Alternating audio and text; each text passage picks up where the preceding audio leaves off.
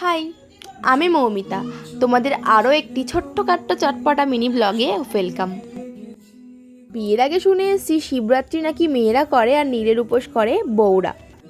মামামিরা বলতো নীলের উপোস নাকি সন্তানের মঙ্গলের জন্য করা হয়, কিন্তু আমি এইসব কথা একদমই মাথায় নিতাম না। ভাবতাম যে হুট ঠাকুরের জন্য উপোস করবো, সেটাও আবার সন্তান বিবাহিত অবিবাহিত দেখে হয় নাকি।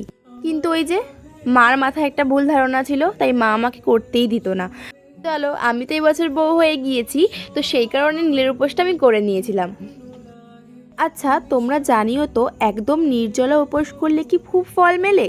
যারা পারে না, যারা জল না খেয়ে একদমই থাকতে পারে না, কিন্তু মন তাদের চাইছে উপোস করি, ঠাকুরের জন্য কিছু করি, তারা কি করলে কোনো পাপ হয়? এটা আমাকে একটু কমেন্টে জানিও তো। সন্ধ্যার দিকে চলে গিয়েছিলাম আমি, দাদা আর আমার বর মিলে জলেশ্বর মেলায়। ওখান থেকে একটু ঘোরাঘুরি করে চলে এসেছিলাম বাড়ির দিকে। বাই।